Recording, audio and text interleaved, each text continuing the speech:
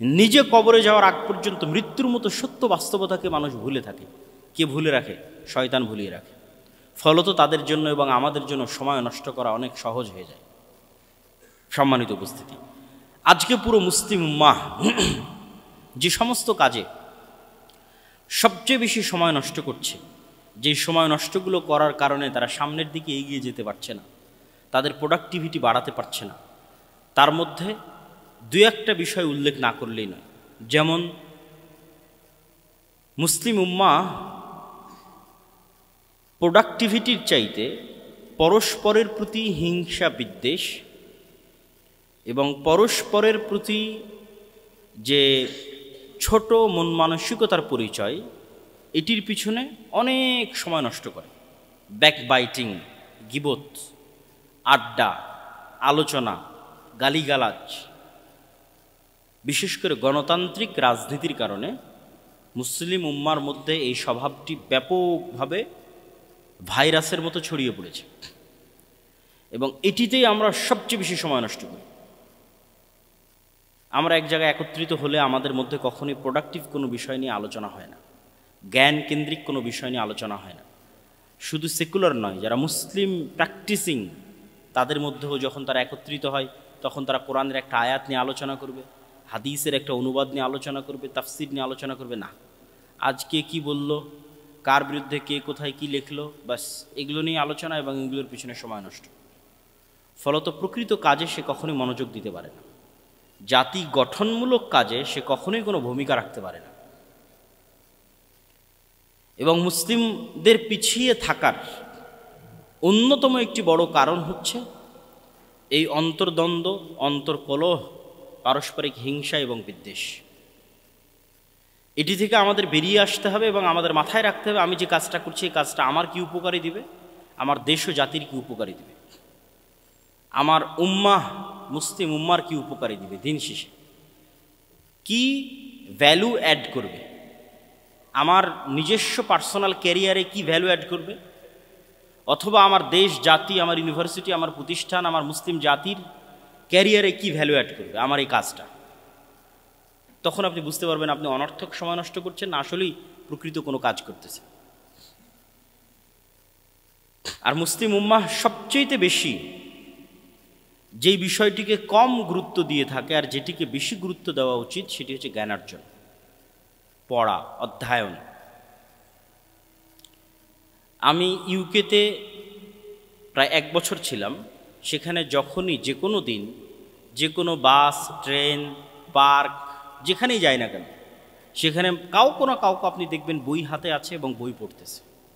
জাতিগত অভ্যাস বই পড়া, এবং তাদের দেখে আমি নিজে অনুপ্রাণিত হতাম যে আমাকেও পড়া উচিত।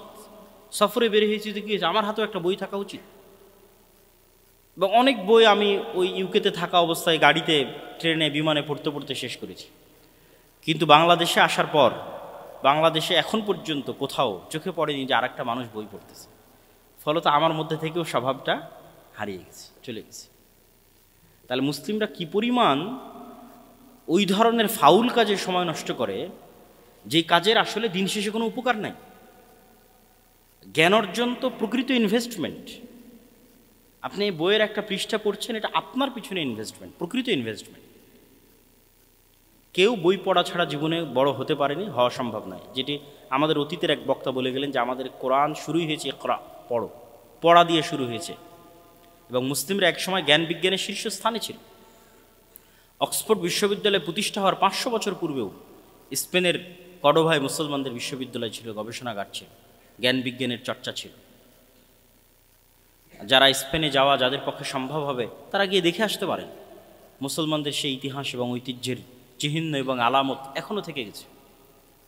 বাগদাদে বাইতুল হিকমার সেই লাইব্রেরি, জ্ঞান বিজ্ঞান চর্চার সেই লাইব্রেরি মুসলমানদের অতীত ঐতিহ্যের প্রমাণ বহন করে। কিন্তু মুসলমানেরা সেই জ্ঞান চর্চা হারিয়ে ফেলেছে এবং এমন সব অনর্থক কাজে লিপ্ত হয়েছে যেই প্রত্যেকটা কাজ সময় নষ্ট। বলে আসর ইন্নাল ইনসান লাফি খুসর, যে প্রত্যেক মানুষ সময় নষ্ট করতেছে। আমরা মুসলিমরা এই যুগে সবচেয়ে বেশি সময় নষ্ট করতেছি, ফলত আমরা পৃথিবীতে সবচেয়ে পিছিয়ে। কিন্তু আমাদের অতীত সালাফে সালেহীন তারা সময় নষ্ট করেননি। এখন যারা জ্ঞান বিজ্ঞানে এগিয়েছে তাদের মধ্যে আর আমাদের মধ্যে একটা পার্থক্যের কারণে যারা এখন জ্ঞান বিজ্ঞানে এগিয়ে আছে তারা আমাদের জন্য কল্যাণকামী হতে পারছে না, কিন্তু মুসলিমরা যখন জ্ঞান বিজ্ঞানে এগিয়েছিল তখন তারা কল্যাণকামী ছিল। আপনি মুসলিমদের হিস্ট্রিতে কখনো পাবেন না যে কর্ডোভায় অথবা গ্রানাডায় অথবা বাগদাদে কখনো জ্ঞান জাতপাত কালার ভেদে বিতরণ করা হয়েছে যে তুমি মুসলিম না সুতরাং তুমি জ্ঞান অর্জন করতে পারবে না, এটা পাবেন না। সেকেন্ড, আরেকটা জিনিস পাবেন না যে ঠিক আছে তুমি জ্ঞান অর্জন করতে চাও টাকা দাও, এইটা পাবেন না। মুসলমানেরা জ্ঞানকে মনে করেছে সাদাকায়ে জারিয়া, আসলে এটি সাদাকায়ে জারিয়া। এই জন্য মুসলমানেরা সাদাকায়ে জারিয়ার মতো জ্ঞান বিতরণ করেছে। ইউরোপ থেকে জ্ঞান শিখে তারা ইউরোপকে উন্নত করেছে, এটি অবাস্তব কিছু না। স্পেনের সীমানা ফ্রান্সের সাথে কানেক্টেড। মুসলমানদের যে বিজয় অভিযান, সেই বিজয় অভিযান স্পেন এবং ফ্রান্সের মধ্যে সীমানা হিসেবে ব্যবহৃত হওয়া যে পাহাড়ের যে শ্রেণী আছে, পাহাড়ের যে পর্বতমালা আছে, সেই পর্যন্ত গিয়ে শেষ হয়ে গেছে। ওই পর্বতমালা পর্যন্ত মুসলমানেরা অভিযান নিয়ে গেছিল, কিন্তু শীতকাল হওয়ায়, বরফ আচ্ছাদিত অঞ্চল হওয়ায় আর মুসলমানেরা শীতের সাথে ঠান্ডার সাথে পরিচিত না হওয়ায় সেই যুদ্ধে পরাজয় হয়। এই জন্য অদ্যবধি এখন পর্যন্ত যে সমস্ত অঞ্চলে শীত বেশি ওই সমস্ত অঞ্চলে মুসলমান কম, কেননা ইসলামের যেখানে উত্থান হয়েছে সেটি শীতপ্রবণ অঞ্চল ছিল না, গরম প্রবণ অঞ্চল। ফলত মুসলমানরা ওই সমস্ত জায়গায় দ্রুত বিজয় করতে পেরেছে যেগুলো তাদের আবহাওয়ার সাথে বেশি কানেক্টিং ছিল, তাদের আবহাওয়ার সাথে বেশি সুইটেবল ছিল, ওগুলোই তারা বেশি বিজয় করতে পেরেছে। তো ওই স্পেনের সীমানার সাথে ফ্রান্সের সীমানা কানেক্টেড। তো স্পেনে যখন মুসলমানেরা জ্ঞান বিজ্ঞানের কেন্দ্র, তখন শতভাগ ফ্রান্স ইতালি থেকে মানুষজন ওখানে এসে জ্ঞান শিখে গেছে। এটি ভূ রাজনৈতিকভাবেও প্রমাণিত। কিন্তু এখন যাদের কাছে জ্ঞান বিজ্ঞান আছে তারা বলতেছে তুমি শিখতে চাও টাকা দিতে হবে। আপনি ইউরোপের একটা বিশ্ববিদ্যালয়ে 1 বছরের একটা মাস্টার্স কোর্স যদি স্কলারশিপ না পান কত টাকা লাগে আপনি দেখতে পারেন কত লাগে। বাংলাদেশের ইউনিভার্সিটির র্যাঙ্কিং অনুযায়ী 30, 32, 40, 45, 50 লক্ষ পর্যন্ত লাগতে পারে অনলি 1 বছর। 1 বছরের জন্য আপনি তাদের কাছে শিখতে যাবেন, এত টাকা আপনাকে পে করতে হবে। তাহলে কি পরিমাণ নলেজকে তারা কুক্ষিগত করে রেখেছে। মুসলমানদের কাছে যখন নলেজ ছিল তারা এটি কুক্ষিগত করেনি, তারা এটি পৃথিবীকে সাদাকায়ে জারিয়া হিসেবে বিতরণ করেছে। তো আমরা যেটি বলছিলাম, তো এই কুক্ষিগত করার পিছনের আমাদেরও দায় আছে। কেন? আমরা সময় নষ্ট করি। আমরা মুসলমানেরা আমাদের সময়কে প্রোডাক্টিভ ওয়েতে কাজে লাগাই না, কিন্তু তারা লাগায়। আপনি যদি কাউকে দেখে শিক্ষা না পান তাহলে অবশ্যই ইহুদিদেরকে দেখে আপনি শিক্ষা নিতে পারেন। আমি প্রায় বক্তব্যে ইহুদিদের কথা বলি, তার মানে আমি ইহুদিদের প্রশংসা করছি না। ইহুদিদেরকে আল্লাহ সুবহানাহু ওয়া তাআলা কোরআন মাজিদে বলেছেন তারা অভিশপ্ত জাতি।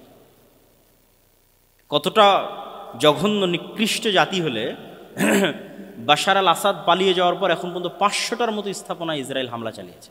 পৃথিবীর কারো অনুমতি লাগেনি, পৃথিবীর কাউকে জিজ্ঞাসা করা লাগেনি। তাহলে দুনিয়াকে তারা কি পরিমাণ মগের মূল্যক মনে করে যে অন্য একটা দেশের সীমানায় without any question, without any permission, না জাতিসংঘ না আমেরিকা, গত 24 ঘন্টায় 500-র অধিক স্থাপনায় হামলা চালিয়েছে। কি পরিমাণ উগ্র এবং কি পরিমাণ অভিশপ্ত হলে এটি হতে পারে। কিন্তু তাদের প্রশংসা করছি বা তাদের কাছে শিখার কথা বলছি কোন জায়গায়, যে পৃথিবীর বাস্তব রহস্য খ্রিস্টানেরাও জানে না। এই জন্য আপনি খ্রিস্টানদেরকে পাবেও যেতে দেখবেন, বারেও যেতে দেখবেন। পাবে গিয়ে জুয়া খেলবে, বারে গিয়ে মদ পান করবে, 1 সপ্তাহে যা ইনকাম করবে 2 দিনের উইকেন্ডে তা শেষ করে দিবে গার্লফ্রেন্ডের পিছনে বা আর যে কারো পিছনে। মানে তাদের কাছে পৃথিবীর বাস্তবতা সম্পর্কে তারা অজ্ঞ। এই জন্য আল্লাহ তাদেরকে বলেছে ওয়ালাদ্দাল্লিন। ফলত আপনি তাদের সাথে উঠা বসা করলে আপনি কিছুই প্রশ্নবিদ্ধ হবেন না। আপনার মনে হবে যে আমি তো যেমন লাইফ লিড করছি সেও তো তেমন লাইফ লিড করছে। বাট যখন আপনি একটা ইহুদির কাছে যাবেন, আপনার হালালের বিধিবিধানের চেয়ে তার হালালের বিধিবিধান কঠোর। ও আপনার দেওয়া খাবারও খাবে না, বলবে এটা হালাল না। কি পরিমাণ ওর দিনকে কট্টরভাবে মানতে পারে আপনি একটা ইহুদির সাথে না মিশলে বুঝবেন না। আপনি দাড়ি রাখতে হেজিটেট ফিল করেন, ও চুল পরিমাণ হেজিটেট ফিল করেন। ভাই যে গত 24 ঘন্টায় 500টা জায়গায় বম মারতে হেজিটেট করেনি, ও দাড়ি রাখতে হেজিটেট করবে, চুল পরিমাণ হেজিটেট করে। কিন্তু আপনি দাঁড়িয়ে হলে আমাকে মনে হয় জঙ্গি বলবে, সন্ত্রাসী বলবে। তাহলে কি পরিমাণ হীনম্মনতায় ভুগে মুসলিম উম্মাহ আপনি কল্পনা করতে পারবেন না একটা ইহুদির সাথে যখন মিশবেন, যে সে কি পরিমাণ কট্টর হতে পারে, কি পরিমাণ অ্যাগ্রেসিভ হতে পারে। তার নিজের দিনের উপর, তার নিজের বিশ্বাসের উপর, এবং ওর কাছে পৃথিবীর বাস্তবতা ভিন্ন। ওই আর একটা খ্রিস্টানদের মতো না যে খাবো দাবো ফুর্তি করবো শেষ করবো, এটা না। নির্দিষ্ট একটা লক্ষ্য আছে, নির্দিষ্ট একটা উদ্দেশ্য আছে। পৃথিবী জয় করতে হবে, পৃথিবী শাসন করতে হবে। আমরা একমাত্র পৃথিবীর প্রভু, আমরা হচ্ছে চোজেন বাই দ্য গড, আল্লাহ কর্তৃক বাছাই করি, তো বাকি সব আমাদের গোলাম। নাউজুবিল্লাহ মিন যালিক। এই জন্য বাকি কাউকে হত্যা করা গুনাহ মনে করে না। তো কিন্তু ওদের কাছে গেলে আপনি ধাক্কা খাবেন। ইহুদিদের কাছে গেলে আপনার মনে প্রশ্ন আসবে যে সারা পৃথিবী থেকে আমাকে শেখানো হলো যে আমার সন্তান হতে হবে, ছেলে হোক মেয়ে হোক দুটি, কিন্তু প্রত্যেকটা ইহুদির কেন 7টা 8টা 10টা করে সন্তান? প্রশ্নবিদ্ধ হবেন, আরও বহু ধাপে ধাপে প্রশ্নবিদ্ধ হবে। সারা পৃথিবীর প্রত্যেকটা স্কুলে, এমনকি ইংল্যান্ডের প্রত্যেকটা স্কুলে LGBTQ শেখানোর জন্য সিলেবাস দেওয়া আছে, অর্থ ব্যয় করা হচ্ছে, কিন্তু কোনো ইহুদি স্কুলে LGBTQ নাই। কেন নাই? সারা পৃথিবীতে তারা সুদি কারবার করতেছে, তারা নিজেরা নিজেদের মধ্যে কেন সুদি লেনদেন করে না? এরকম অসংখ্য প্রশ্ন আপনি পাবেন যখন তাদের সাথে আপনি উঠা বসা করবেন। তখন আপনি বুঝতে পারবেন যে কেন আপনাকে আপনার দিনের উপর কট্টর হতে হবে। মুসলমানরা যদি বেশি সেকুলার হতে চায়, এখন যে পরিমাণ যে সেকুলার দেখায় নিজেদেরকে, যে আমরা অনেক উদার, আমার এক গালে মারলে আমরা আর এক গাল পেতে দিই, ঠিক আছে ভাই এ গালও একটু মেরে নেন, এইটা দিয়ে সামনের পৃথিবী চলতে পারবেন না। আপনার পার্শ্ববর্তী দেশ একটা ভ্রান্ত মতবাদের উপর কট্টর, যে কোনো প্রকার লজিকে এটি ভ্রান্ত। সেই ভ্রান্ত মতবাদের উপর সে কট্টর। কতটা কট্টর আপনারা পেপার পড়ছেন, নিউজ পেপার পড়ছেন, পড়ে আপনারা ফেসবুকে মজাক করতেছেন, বাট আল্লাহর কসম বলতেছি এটা মজাক না, এটা তাদের বাস্তবতা। কেন আমি নিজেও ভারতে ছিলাম, 3 বছর ছিলাম। এটিকে তারা অন্তর দিয়ে কট্টরভাবে বিশ্বাস করে, কিন্তু আমরা মনে করতেছি না এটা মজাক, হয়তো হাসি ঠাট্টার ছলে বলতেছে যে এত মিনিটের মধ্যে ঢাকা দখল হয়ে যাবে, এত মিনিটের মধ্যে এই হয়ে যাবে সেই হয়ে যাবে, এগুলো মজাক না। তারা ওইভাবেই কট্টরভাবে বিশ্বাস করে অখণ্ড ভারতের থিওরিতে। ঠিক ইহুদিরা তাদের নিজ দিনের উপর কট্টর, এবং বহু ইউরোপিয়ান কান্ট্রিতে ডানপন্থী কট্টর খ্রিস্টানেরা ক্ষমতায় আসতেছে। তাহলে সারা পৃথিবী যাচ্ছে তার নিজ নিজ দিনের কট্টরতার দিকে। আপনার পার্শ্ববর্তী প্রতিবেশী ওপেন তার দিনের উপর কট্টর, কিন্তু আপনি সেকুলার সেকুলার সেকুলার সেকুলার। আপনি টিকতে পারবেন না, পরাধীন হয়ে যাবেন। আপনি স্বাধীন থাকতে হলে আপনাকে অবশ্যই আপনার দিনের উপর কট্টর হতে হবে, এবং এটাতে ভয় পাওয়া যাবে না, কম্প্রোমাইজ করা যাবে না। এটা কম্প্রোমাইজ করা হচ্ছে গোলামদের স্বভাব। আমরা যেহেতু 190 বছর ব্রিটিশদের গোলামি করেছি, ফলত ওইটা আমাদের রক্তে রক্তে মিশে আছে। তো সম্মানিত উপস্থিতি, আমি আমার বক্তব্য দীর্ঘায়িত করতে চাই না, আমি 2-1 মিনিটের প্রশ্ন উত্তরের জন্য দিতে চাই। সংক্ষিপ্ত আলোচনায় যেটি বোঝাতে চাইলাম যে সময়ের গুরুত্বের বিষয়ে আমাদের কোরআনে, আমাদের হাদিসে যেই পরিমাণ আয়াত এবং হাদিস আছে, আমাদের অতীত সালাফে সালেহীন যে পরিমাণ সময়কে কাজে লাগিয়েছে, এখনকার মুসলিম উম্মাহ সবচেয়ে বেশি সময় নষ্ট করতেছে। না দিনই না দুনিয়াবি। আমরা দুনিয়াবি জগতেও পিছিয়ে। আপনি বাংলাদেশের শিক্ষার সাথে ভারতের শিক্ষার তুলনা করেন। ভারতের যে অঞ্চলগুলো, বিশেষ করে বেঙ্গলোর, সেকেন্ড সিলিকন ভ্যালি এই সাবকন্টিনেন্টে, এগুলো পরিশ্রম ছাড়া হচ্ছে না। অবশ্যই সময়কে কাজে লাগানোর মাধ্যমে তারা এগিয়ে যাচ্ছে। আর আমরা এই দল ওই দল, রাজনীতি, মারামারি, গণ্ডগোল, ক্ষমতা, কামড়াকামড়ি, এই করতে করতেই দিন শেষ। 2-3টা জিনিসের পিছনে আমাদের যুবক সমাজ বেশি সময় নষ্ট করতেছে, যা বক্তব্যের মধ্যে তুলে ধরলাম। আবারও সামারি বলি, 1, ডিভাইস অ্যাডিকশন তথা মোবাইল বা এই জাতীয় Facebook, YouTube, Twitter, Instagram, TikTok সময় নষ্ট। 2, নেশাদার দ্রব্যের মধ্যে সময় নষ্ট। 3, পাওয়ার প্র্যাকটিস তথা রাজনীতি, গণতান্ত্রিক রাজনীতি। এই গণতান্ত্রিক রাজনীতির ক্ষমতার নেশা যার মধ্যে একবার পেয়ে বসে, ওইটাও আর এক নেশার মতো, ওটাও আর এক আফিমের মতো। সেখান থেকে বেরিয়ে আসতে পারে না, একাডেমিক লাইফে ফোকাস করতে পারে না। ফলত আমাদের দেশের কোনো ইউনিভার্সিটি থেকে ওরকম যোগ্য স্টুডেন্ট যারা ওই একাডেমিক জগতে সর্বোচ্চ পর্যায়ে পৌঁছে যাবে এরকম ভূমিকা রাখার মতো স্টুডেন্ট বের হয় না। আপনি কল্পনা করতে পারেন, যেই দিন বাংলাদেশে এই কোন এক বিশ্বকাপের ফাইনাল খেলা ঢাকা বিশ্ববিদ্যালয়ের রাজু ভাস্কর্যে বা টিএসসি চত্বরে হাজার হাজার ছাত্র একত্রিত হয়ে দেখছে, তখন আমি ইংল্যান্ডে, আমি তখন ইউনিভার্সিটি অফ ডান্ডির স্টুডেন্ট। কিন্তু ডান্ডিতে বুঝাই যাচ্ছে না যে আজকে এরকম একটা ফাইনাল বিশ্বকাপ হচ্ছে, এবং কোনো ইউনিভার্সিটি, না অক্সফোর্ড না ক্যামব্রিজ, যেখানে হাজার হাজার স্টুডেন্ট একত্রিত হয়ে খেলা দেখবে। আপনি যে চেক করেন, তাহলে আপনি কখনোই তাদেরকে পরাজিত করতে পারবেন না যারা জ্ঞান এবং বিজ্ঞানে এগিয়ে যাচ্ছে, যারা সময়কে কাজে লাগাচ্ছে। আপনারা আগাতে হলে অবশ্যই আল্লাহ যেই সিস্টেমে এই পৃথিবীকে ডেভেলপ করেছে, আপনাদের বুঝার সুবিধার্থে বলতেছি, যে এই পৃথিবীকে আল্লাহ সুবহানাহু ওয়া তাআলা যেই সিস্টেমে ডেভেলপ করেছে ওই সিস্টেম অনুযায়ী আপনাকে আগাতে হবে। আর ওই সিস্টেম অনুযায়ী আগাতে গেলে আল্লাহ সুবহানাহু ওয়া তাআলা দেখেন না যে কে মুসলিম কে মুমিন। চেষ্টা করার পর আল্লাহ দেখেন মুসলিম মুমিন, কিন্তু চেষ্টা করার আগ পর্যন্ত ঠিক আছে এই বাটন চাপ দিলে এই মোবাইলে লাইট জ্বলবে, তো পৃথিবীতে এই কাজটা করলে আপনি ধনী হবেন। ওই কাজটা যদি মুমিন করে, মুসলিম করে, কাফির করে, আল্লাহ বাধাগ্রস্ত করেন না, আল্লাহ তাকে ধনী করে দেন। এই কাজটা করলে আপনি ক্ষমতায় যাবেন, ওইটা যে করে আল্লাহ সুবহানাহু ওয়া তাআলা তাকে ক্ষমতায় যাওয়ার রাস্তা করে দেয়। তো ওই বাটনগুলো তো আপনাকে চাপতে হবে, ওই চেষ্টা তো আপনাকে করতে হবে, নাহলে তো আপনি গোলামি থাকবেন। কিন্তু ওই বাটন চাপার পর, চেষ্টা করার পর দেখবেন যে আরেকজন 100-তে 100 চেষ্টা করতেছে, আপনি 100-তে 90 চেষ্টা করতেছেন, আর আরেকজনের সক্ষমতা 100-তে 100, আপনার সক্ষমতা 100-তে 50, তারপর আল্লাহ আপনাকে বিজয়ী করে দিবে, তখন আপনি আল্লাহর সাহায্য পাবেন। কিন্তু ঘরে বসে সময় নষ্ট করে, ঠিক আছে, এইভাবে ফালতু পরস্পর বিরোধী অন্তর্দ্বন্দ্ব, অন্তর্কলহ, মারামারি, গণ্ডগোল, নেশাদার দ্রব্য ইত্যাদির মধ্যে গিয়ে কখনোই আপনারা স্বাধীন হতে পারবেন না, মুক্তি পাবেন না। আল্লাহ সুবহানাহু ওয়া তাআলা আমাদেরকে, মুসলিম উম্মাহকে তাদের এই ক্রান্তিকাল ভালোভাবে অতিক্রম করার এবং তাদেরকে স্বাধীন হওয়ার, তাদেরকে সময়কে কাজে লাগানোর তৌফিক দান করুক, আল্লাহুম্মা আমিন।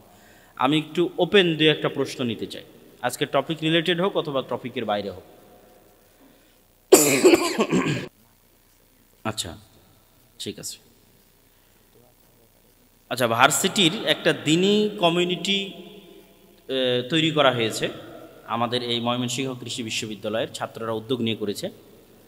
এটি আজকেই সম্ভবত এটি অনুমোদনও পেয়েছে, গতকালকে অনুমোদন পেয়েছে, বিশ্ববিদ্যালয়ের পক্ষ থেকেই অনুমোদন দেওয়া হয়েছে। এবং এই ধরনের সার্কেল বা এই ধরনের ক্লাব প্রত্যেকটা বিশ্ববিদ্যালয়ে হওয়া উচিত, যেখানে আপনি খ্রিস্টান কান্ট্রিগুলোতেও প্রতিটা ইউনিভার্সিটিতে মুসলিমদের ক্লাব আছে, সেখানে মুসলিম দেশেও আপনি মুসলিমদের ইসলামিক কার্যক্রমের জন্য কোনো ক্লাব খুঁজে পাবেন না। গত 16 বছর তো কল্পনাই করা যায়নি, এখন সেই সুযোগটা এসেছে। এই সুযোগকে কাজে লাগিয়ে প্রত্যেকটা ইউনিভার্সিটিকে তাদের ইউনিভার্সিটির পক্ষ থেকে অনুমোদিত ইসলামিক কমিউনিটির জন্য অনুমোদন নিয়ে একটি ক্লাবে রূপান্তর করে একটি ইসলামিক কমিউনিটি ডেভেলপ করা উচিত, যেটি আপনাদের বিশ্ববিদ্যালয়ের স্টুডেন্টরা এবং কর্তৃপক্ষ অলরেডি করেছে। আমরা আশা করছি এই দ্বীনি কমিউনিটির পক্ষ থেকে ভবিষ্যতে আরও সুন্দর সুন্দর কার্যক্রম এবং আরও সুন্দর সুন্দর অনুষ্ঠান, ব্যাপক বড় পর্যায়ের কেন্দ্রীয় অনুষ্ঠান আমরা পেতে পারি বলে আশা করতে পারি ইনশাআল্লাহ।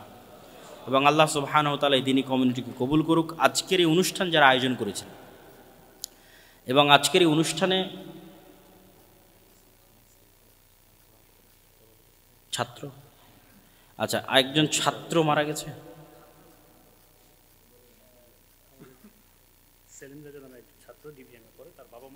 আচ্ছা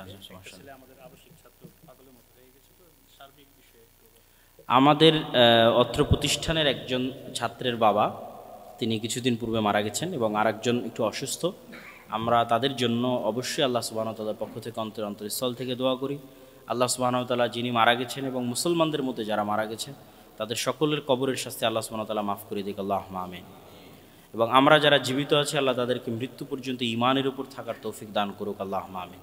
এবং আমাদের মধ্যে যারা অসুস্থ আছে আল্লাহ সুবহানাহু ওয়া তাআলা তাদেরকে সুস্থতা দান করুক, আল্লাহুম্মা আমিন। এবং মুসলমানেরা যে জুলম, অত্যাচার এবং নির্যাতনের মধ্যে দিয়ে সময় পার করছে, সেই জুলম এবং অত্যাচার এবং নির্যাতন শেষ করে মুসলমানদের জন্য আল্লাহ সুবহানাহু ওয়া তাআলা যোগ্য সুলতান আর নাসিরা পাঠানোর ব্যবস্থা করে দিন, আল্লাহুম্মা আমিন। অত্র ইউনিভার্সিটিতে, অত্র বিশ্ববিদ্যালয়ে যারা এই অনুষ্ঠান আয়োজন করেছে, এই অনুষ্ঠানের সাথে যুক্ত থেকেছে, এই অনুষ্ঠানে উপস্থিত হয়েছে, সকলের শুকরিয়া আদায় করি। আল্লাহ সুবহানাহু ওয়া তাআলা সকলকে জাযায়ে খায়ের দান করুক, আল্লাহুম্মা আমিন। এই বলে আমি আমার সংক্ষিপ্ত বক্তব্য এখানেই শেষ করছি। আসসালামু আলাইকুম ওয়া রাহমাতুল্লাহি ওয়া বারাকাতুহু। জি বলেন।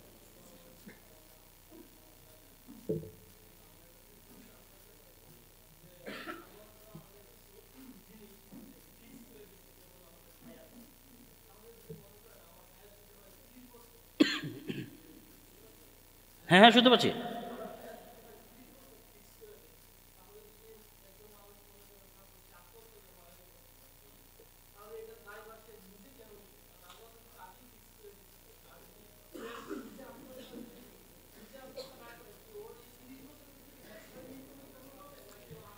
প্রথমত বুঝেছি, প্রথমত তাকদীর সম্পর্কে মানুষের একটা ভুল কনসেপ্ট আছে।